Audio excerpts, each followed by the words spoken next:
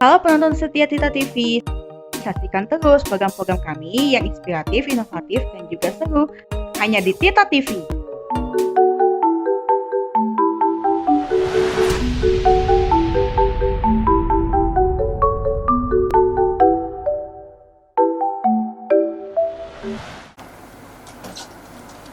Shalom para pendengar Sobat Tirta TV dan Radio. Program Binter atau Bintang Terang merupakan program yang disiarkan dalam acara rohani Tirta TV dan Radio. Semoga program Binter Bintang Terang ini dapat bermanfaat bagi para pendengar sekalian dimanapun Anda berada, bagi sobat-sobat Tirta TV dan Radio. Terutama juga agar dengan adanya bintang terang ini kita dapat menjadi bintang terang yang bersinar, yang menerangi kegelapan di sekitar kita dengan kuasa Roh Kudus. If every believer became a shining star through the power of the Spirit, just imagine how the light of God would repel the darkness around us. Thank you.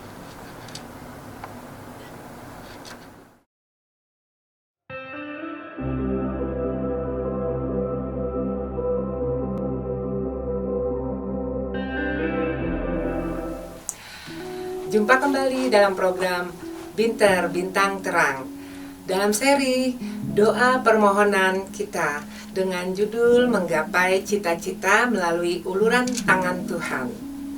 Untuk menggapai cita-cita dan mimpi kita bukan duduk-duduk saja merenung seperti katak merindukan bulan atau hanya dengan berpangku tangan saja. Tetapi kita harus berusaha dan bekerja keras. Di samping kita juga harus bertanggung jawab dalam hidup kita. Nah, sebentar kita akan mendengarkan kesaksian seorang pemuda yang bersaksi bahwa cita-citanya dapat tercapai meski pada waktu itu ia tidak mempunyai uang. Mari kita dengarkan kesaksiannya. Ya, ini kesaksian dari seorang bernama Jack. Ia tinggal di US, seorang pemuda yang cerdas yang tinggal bersama orang tuanya yang miskin. Ia mempunyai cita-cita untuk masuk universitas, tetapi orang tuanya tidak dapat membiayainya. Ia sering mengungkapkan isi hatinya kepada ibu pendeta yang sering berbincang-bincang dengan pemuda ini. Ia mengatakan kepada ibu pendeta itu, "Mana mungkin saya masuk universitas? Saya tidak mempunyai uang simpanan sama sekali. Dari mana saya bisa mendapat uang biaya kuliah dan masuk universitas?" Ibu pendeta ini menyadari bahwa selain dengan doa, pemuda ini juga memerlukan perubahan dalam pandangan hidupnya.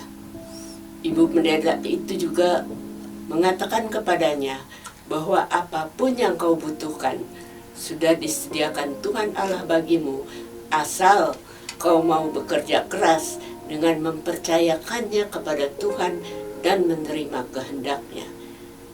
Di negeri kita ini banyak hal yang bisa kita lakukan dan penuh kemungkinan dapat dikerjakan. Jadi tidak ada batas-batas dalam mengejar cita-cita. Uang yang kau perlukan bagi setiap cita-cita yang cocok bagimu sudah tersedia bila kau benar-benar mau berjuang untuk mendapatkannya. Kata-kata inilah yang juga meresap dalam hati pemuda itu. Sampai suatu ketika ibu pendeta itu mengajaknya berdoa untuk mempercayakan cita-citanya kepada Tuhan. Demikian mereka berdoa bersama. Bapa yang di surga, Engkau telah memberi Jack otak yang cerdas. Kami yakin bahwa Engkau menghendaki agar kecerdasan itu dikembangkan dan digunakan untuk melayani sebagian dari pekerjaan-Mu di dunia ini. Karena seluruh kekayaan di dunia ini adalah milik-Mu, kami mohon agar Engkau menolong Jack mendapat semua yang perlu untuk menuntut ilmu. Bapa, kami yakin bahwa Engkau mempunyai rencana yang besar bagi masa depan Jack. Tanamkanlah di dalam hatinya gambaran yang hidup, cita-cita yang jelas, yang mengungkapkan rencana-Mu baginya sesudah tamat dari universitas. Dan berilah dia sukacita yang besar dalam memimpikan cita-citanya itu. Terima kasih Bapa, kami mohon ini semua dalam nama Yesus. Amin. Maka tanpa ada biaya, tetapi dengan keyakinan akan cita-citanya, pemuda ini pergi menuju universitas. Singkat cerita, bagaimana Tuhan membuka jalan baginya dan berhasil, antara lain karena teman dari ibu pendeta tadi terketuk hatinya memberi donasi pada Jack. Selain itu, ibu pendeta sering memberi semangat dan berdoa baginya. Sedangkan si pemuda sendiri berusaha, bekerja keras dengan tidak mengenal lelah, penuh tanggung jawab. Ia mengatur waktu dan uangnya dengan baik dan teliti, sehingga akhirnya ia dapat berhasil dan lulus dengan nilai yang tinggi. Suatu kesaksian yang patut kita contoh kegigihannya dalam mencapai cita-citanya. Ya. Memang setiap cita-cita yang baik bisa diwujudkan, meski ada keperluan materi. Tetapi bagi orang yang mempunyai cita-cita dan beriman, maka dengan berusaha selalu ada jalan keluar. Dan tentunya juga jangan mengabaikan untuk selalu berdoa, mohon penyertaannya. Bagaimana agar menolong kita mengetahui baik tidaknya cita-cita itu bagi diri kita? Ya. Bila memang baik, doa akan memberi kekuatan kepada kita untuk terus mengejar dan menggapai cita-cita itu. Seperti Jack tadi, cita-cita Jack untuk mencapai gelar doktor sudah tercapai. Dan dia juga masih bercita-cita dapat keliling dunia sambil mempelajari dan menguasai berbagai-bagai bahasa untuk mengabdi kepada bangsa dan negaranya. Tampaknya pemuda ini sangat memperinci cita-citanya. Apakah itu salah satu sebab juga kita tampaknya pemuda ini sangat memperinci cita-citanya. Apakah itu salah satu sebab juga akan keberhasilannya? Ya. Ya, kita lihat pemuda ini sangat memperinci cita-citanya. Karena menurutnya tidak ada manfaatnya mempunyai cita-cita bila kita tidak memperinci dengan jelas. Kekuatan untuk menggapai suatu cita-cita itu timbul dari gambaran mental yang terpahat dalam sanubari kita. Dan suatu gambaran hanya bisa disusun bila ada detail-detailnya. Cita-cita Jack telah tercapai. Ia telah menjelajahi lebih dari 50 negara dan menguasai hampir 10 bahasa serta mengabdi kepada negaranya.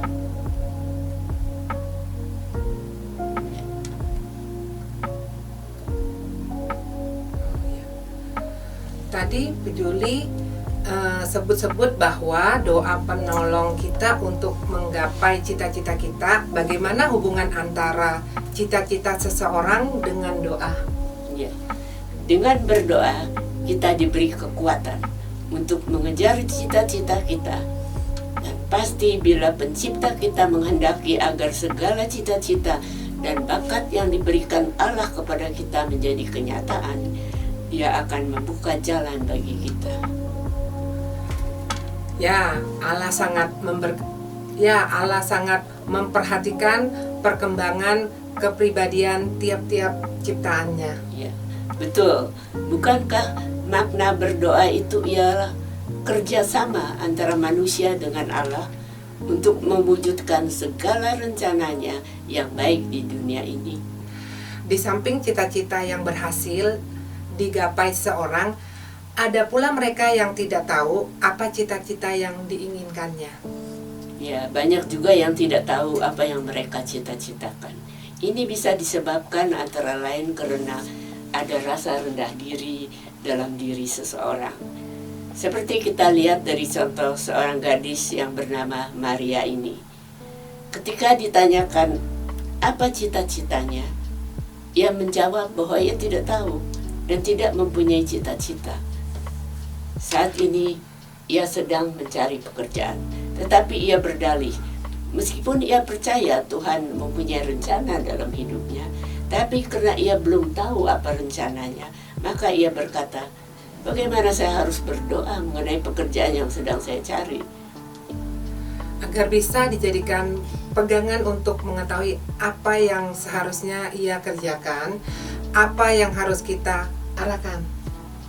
Ya, kita perlu mengarahkannya dengan menanyakan kepada gadis itu sebenarnya pekerjaan apa yang paling ia senangi. Adakah sesuatu cita-cita yang sudah lama yang ingin ia lakukan? Setelah bercakap-cakap dengan gadis itu, ternyata ia tidak pernah mempunyai cita-cita.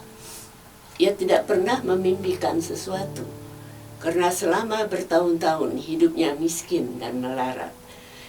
Ibunya yang sudah janda telah mendidiknya untuk tidak mengharapkan sesuatu dari hidup ini, agar tidak mengalami kekecewaan seperti dirinya. Tidak mengherankan jika pandangan hidup ibunya ini menjadikan gadis ini tidak bisa bercita-cita apapun. Sebab itu sekarang ia bekerja di tempat yang sama sekali tidak dapat mengembangkan bakatnya. Keadaan ini sebenarnya dapat diperbaiki bila kita sadar akan kerusakan yang telah ditimbulkan oleh sikap dan pandangan hidup yang salah. Bagaimana cara memperbaikinya?